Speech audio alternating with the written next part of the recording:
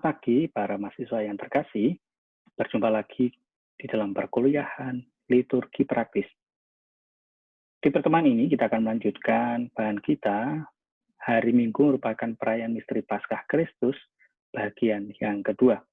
Baik, kita lanjutkan saja bahan kita yang sudah kita mulai di minggu yang lalu. Minggu lalu kita membahas yang pertama adalah sejarah hari Minggu, lalu teologi hari Minggu. Semoga para siswa sudah mempelajarinya dan mendalami dan semakin mampu memahaminya semuanya. Baik, bagian ketiga dari hari Minggu merupakan perayaan misteri Paskah adalah pastoral hari Minggu. Hari Tuhan disebut juga sebagai hari gereja, di mana umat beriman di setiap paroki dan stasi berkumpul bersama untuk merayakan liturgi, mendengarkan sabda Allah, menanggapinya, merayakan Ekaristi, dan saling membagi kegembiraan Paskah di dalam iklim persaudaraan. Nah, nilai-nilai teologis setelah kita pahami kewajiban pastoral ialah mengusahakan terciptanya berbagai kemungkinan kebijakan supaya hari Minggu sungguh menjadi kesempatan untuk bersatu dengan Tuhan di dalam kebersamaan sebagai anggota gereja. Dan secara istimewa sangat mendapat perhatian ialah perayaan Ekaristi. Hari Minggu dirayakan pada saat bersamaan dalam terbenamnya matahari pada hari Sabtu sore, menurut kebiasaan gereja purba, dan para bapak gereja membina kebiasaan ini. Misalnya Santo Agustinus di Afrika dan Santo Leo Agung di Roma. Apabila kini perayaan Ekaristi dilaksanakan Sabtu sore adalah berdasarkan pertimbangan pastoral, tapi juga sekaligus mengungkapkan lagi kebiasaan gereja purba tersebut. Nah, beberapa aspek yang perlu dilihat dalam kaitan pastoral di bidang liturgi. Yang pertama adalah aspek perayaan bersama. Konsili Vatikan II sangat menandaskan hari Minggu sebagai hari perhimpunan umat beriman di dalam gereja-gereja setempat. Sebagai paroki, karena itu soal keterlibatan umat ke dalam peran suci amat sangat penting agar mereka dapat menimba sepuas-puasnya rahmat dan perjumpaan dengan Kristus sebagai sumber perayaan itu. Nah, segala sarana dan kemungkinan harus diperhitungkan sungguh-sungguh agar umat yang hadir dapat berdoa dan bernyanyi dengan baik, mendengarkan sabda Allah dengan jelas dan meresapkannya ke dalam hati. Agar setiap orang merasakan perayaan ini sebagai perjumpaan kekeluargaan dengan Tuhan dan dengan sesama warga paroki. Contoh yang menarik dapat kita lihat dalam situasi parokial abad kedua menurut kesaksian Santo Justinus. Pada hari yang dinamakan hari matahari, semua orang, yakni orang-orang yang seiman tinggal di desa maupun di kota, berkumpul bersama dalam satu tempat yang sama. Lalu dibacakan surat-surat para rasul atau tulisan-tulisan para nabi sejauh mengizinkan waktu itu. Kemudian, kalau pembaca telah menyelesaikan tugasnya, pemimpin perayaan memberikan sepatah dua patah kata untuk membimbing dan menasihati para hadirin supaya meladani nasihat dan petuah yang dianjurkan dari bacaan-bacaan yang bagus itu. Kemudian kami semua bersama bangkit berdiri dan memanjatkan doa-doa permohonan kepada Allah. Dan seperti yang telah kami katakan, setelah selesai doa-doa, dihantarlah anggur dan air, dan pemimpin perayaan memanjatkan doa dan ucapan syukur dengan suara lantang dan bersemangat dan sejauh kemampuan bakat. Lalu umat menjawab, amin. Selanjutnya, dalam suasana demikian, diadakan pembagian segala bahan yang telah diekaristikan atau diucap syukurkan kepada setiap orang yang hadir dan yang tidak hadir, bagiannya diantar oleh para diakon. Orang-orang yang berlimpahan dan yang mau beri, menyumbang secara sukarela, dan semua yang terkumpul diantarkan kepada pemimpin perayaan yang akan mengatur selanjutnya untuk membantu para janda, yatim piatu, dan yang sedang dalam kesulitan. Selanjutnya, diperhatikan juga mereka yang sedang sakit dan yang lain alasannya, termasuk juga yang sedang dalam perjalanan. Pokoknya, pemimpin akan berusaha memberi perhatian kepada siapa saja yang membutuhkan bantuan material. Nah, dari kesaksian Santo Justinus ini, dapat kita lihat banyak unsur yang tetap dipakai dewasa ini. Tapi yang sedikit penyesuaian baru, misalnya dalam perluasan bacaan, doa syukur agung, dan bagian ritus, dan awal dan akhir.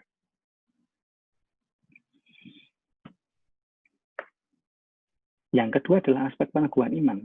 Hari Minggu sebagai hari yang dikhususkan untuk mempersatukan diri dengan Tuhan setelah menghadapi berbagai kesibukan kerja selama satu pekan. Oleh karena itu, karya pastoral hari Minggu hendaklah menciptakan dan sekaligus menjamin pemahaman tersebut. Kalau misteri Paskah yang dirayakan, maka pada hari Minggu dapat diandalkan sebagai hari penyegaran rohani. Dengan membebaskan diri selama satu hari itu dengan atau dari berbagai akibat kesibukan kerja. Kita menyempatkan waktu untuk memperkaya pengalaman rohani dan menciptakan semangat baru. Aspek kegembiraan. Kalau hari Minggu dilihat sebagai hari pembebasan diri dari tekanan kerja, maka sangat bercorak Paskah yang mengarahkan kita sekaligus pada kegembiraan sejati. Hari Minggu mengajak kita sekalian untuk terus-menerus membebaskan diri dari belenggu dosa di dalam perjalanan menuju kegembiraan eskatologis. Nah, rekreasi sangat dianjurkan, tetapi pertemuan-pertemuan parokial yang meningkatkan sukacita rohani dalam kerukunan dan kerjasama paling dirindukan. Yang keempat, aspek kesatuan dari berbagai sakramen. Semua sakramen ditandai dengan dan oleh misteri Paskah Kristus.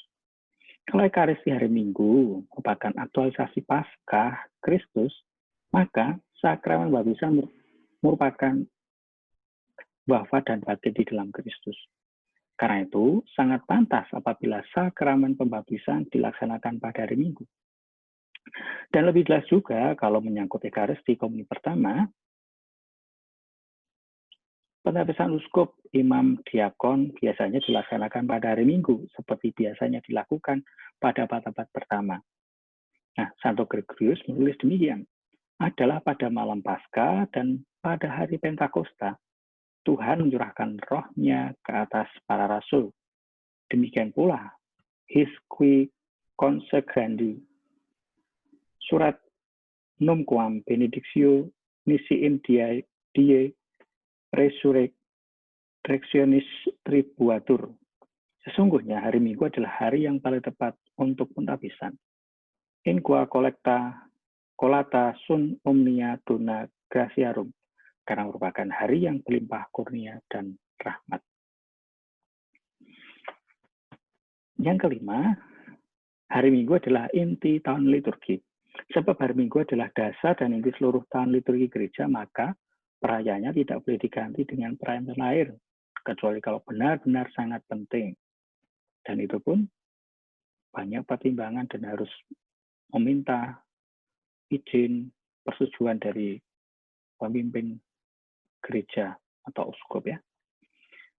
Baik, itu tentang pastoral hari Minggu, bahwa harus ditekankan tentang perayaan bersama, kebersamaan antara umat paroki, dan semakin teguhkanlah iman di hari Minggu itu untuk kembali berkarya, kembali dalam keluarga, dan juga harus dilayakan dalam kegembiraan untuk mengarah pada kegembiraan sejati eskatologis.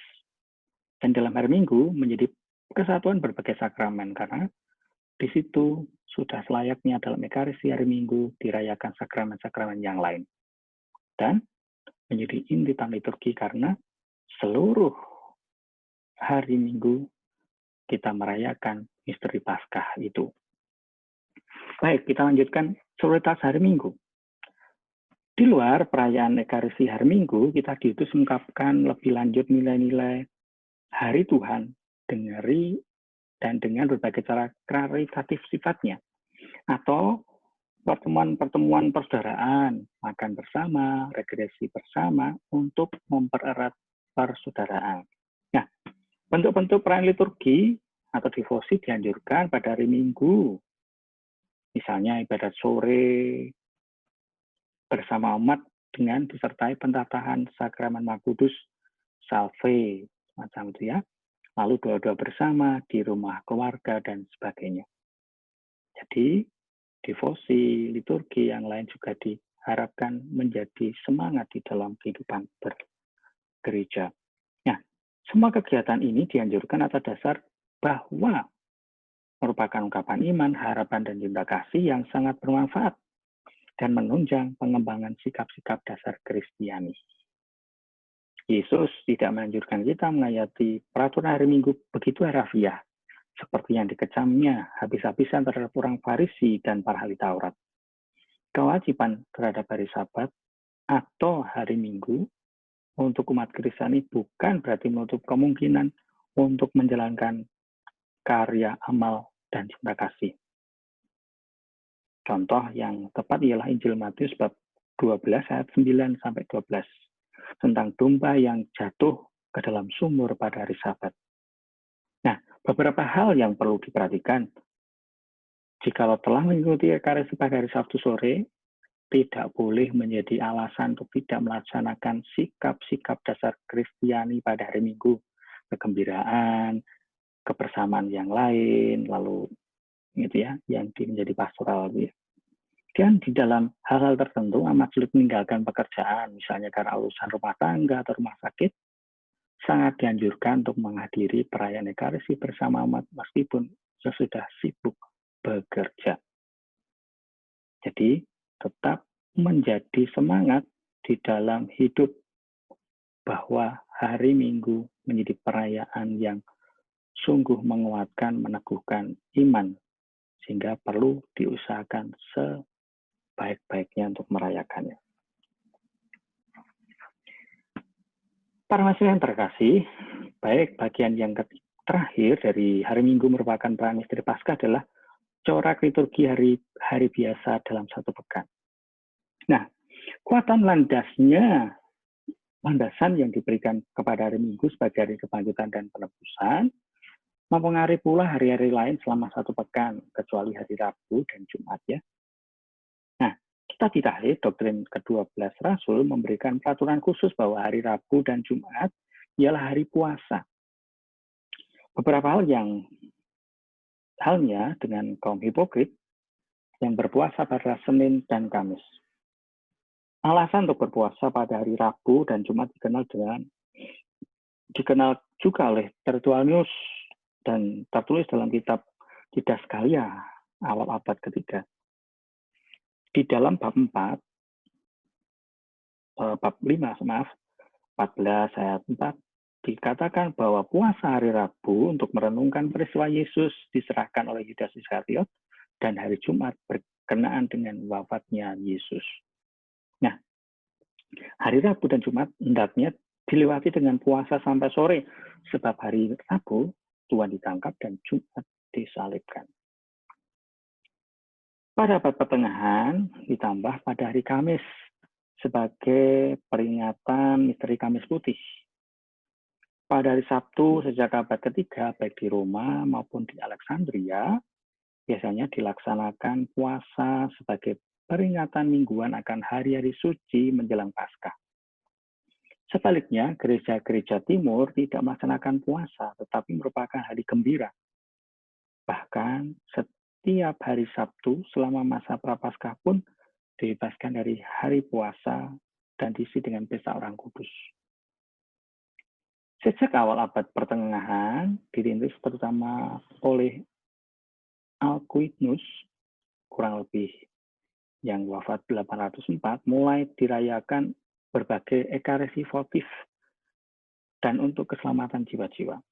Nah, sejak abad ke-10, Gereja Barat mulai mengisi hari Sabtu dengan penghormatan khusus kepada Santa Maria. Misa de Santa Maria il Sabato digolongkan ke dalam ekaristi votif. Nah, secara resmi Konsili Trento menetapkan berbagai ekaristi votif harian dan sebagai berikut. Hari Senin adalah Santa Trinitas, artinya tentang Tritunggal Maha Kudus. Hari Selasa, malaikat dan malaikat pelindung. Kita ini berlindung pada siapa? Lah, disitulah kita merayakannya. Hari Rabu, untuk para rasul, Ekaristi, dan Kristus sebagai Imam Agung. Hari Kamis sebagai hari Rabu adalah para rasul, Santo Yosef, Petrus, dan Paulus. Untuk hari Kamis, Roh Kudus, Ekaristi, Kristus sebagai Imam Agung. Hari Jumat, salib dan penderitaan Kristus. Lalu hari Sabtu sebagai misa votif untuk Santa Pramari. Nah, di dalam misa baru tahun 1970, Konsili Vatikan kedua menyederhanakan keseluruhan peraturan mengenai ekaristi votif itu dengan menyediakan 16 ekaristi votif, termasuk semua yang disebut di atas, dan mengenai pelaksanakannya diserahkan kepada kebebasan pertimbangan para imam, lingkungan umat, dan kepentingan rohani mereka. Baik, para mahasiswa yang terkasih, itu tadi bagian kedua Ekaristi. Misteri hari Minggu adalah perayaan misteri Paskah Kristus yang menjadi bagian dalam iman kita. Nanti setelah pengajaran ini akan diadakan kuis seperti biasanya. Tentu baca dulu skripsinya supaya tidak salah dalam mengerjakannya. Dan kuis ini ada batasan waktu maksimal pengerjaannya. Jikalau sudah melewati, secara otomatis akan selesai. Baik para mahasiswa yang terkasih, sampai ketemu di bahan-bahan yang berikutnya. Sampai ketemu, salam.